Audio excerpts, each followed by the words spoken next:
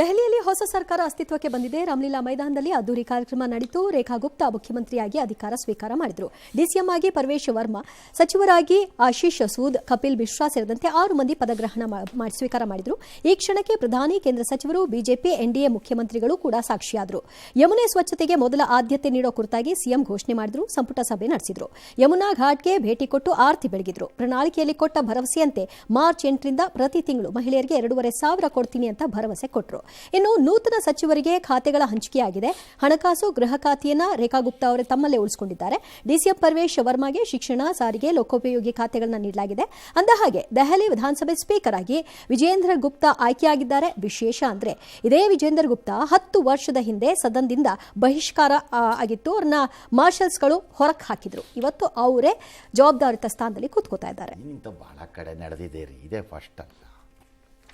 ಜೈಲಲಿತಾನ ಸೀರೆ ಹಿಡ್ಕೊಂಡು ಎಳೆದ್ರು ಅಂದಾಗ ಆಕೆ ದ್ರೌಪದಿಯ ರೀತಿ ಕೂದಲನ್ನು ಬಿಟ್ಕೊಂಡು ನಾನು ಶಪಥ ಮಾಡಿ ನಾನು ಬರಲ್ಲ ಮತ್ತೆ CM ಆಗಿ ಬರ್ತೀನಿ ಅಂತ ಹೇಳಿ ಒಳಗೆ ಹೋಗ್ಲಿಲ್ವಾ?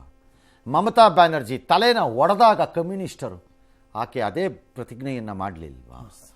ಈ ಥರದ್ದು ಬಹಳ ಪ್ರತಿಜ್ಞೆಗಳಿವೆ ಮತ್ತು ಈ ಥರದ ಬಹಳ ಪ್ರಕರಣಗಳಿವೆ ಹೊಸ ದಿನದ. ದಿಲ್ಲಿಯ ಸರ್ಕಾರಕ್ಕಿರೋ ಚಾಲೆಂಜ್ ಈಗ ವಿಪರೀತವಾಗಿದೆ. ಸ್ವಲ್ಪ ಅಲ್ಲ, ಅಲ್ಪ ಅಲ್ಲ.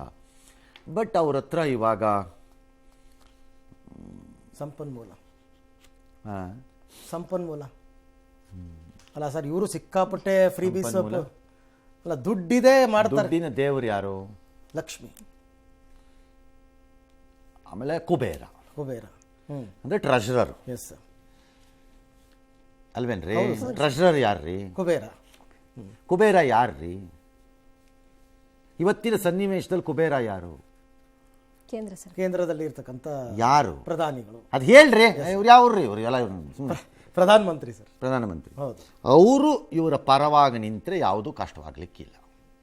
ಓಕೆ, ಇಲ್ಲದೆ ಇದ್ರೆ ಡೆಲ್ಲಿ ಮಣ್ಣು ತಿನ್ನತ್ತೆ. ಯಮುನಾ ದಡಕ್ಕೆ ಹೋಗ್ಬಿಟ್ಟು ಆರತಿ ಮಾಡ್ಬಿಟ್ಟು ಬಂದ್ಬಿಟ್ರೆ ಆಗಲ್ಲ. ಯಮುನೆ ಕ್ಲೀನ್ ಆಗಬೇಕು.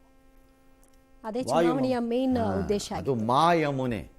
ದಿಲ್ಲಿನಲ್ಲಿ ನೀವು ಯಾರ ಜೊತೆನಾದ್ರು ಮಾತಾಡಿ, ಯಮುನೆ ಅನ್ನೋದೇ ಇಲ್ಲ, ಮಾ ಯಮುನೆ ಅಂತಾನೆ ಹೇಳೋದು. ಹಾಗೆ ಹಾಗಾಗಿ ಯಮುನೆ ಪಕ್ಕದಲ್ಲಿ ಹೋಗ್ಬಿಟ್ಟು ಮಾಡಿಬಿಟ್ರೆ ಆಗಲ್ಲ. ಯಮುನೆ ಕ್ಲೀನ್ ಆಗಬೇಕು. ಅದು ಚಾಲೆಂಜ್.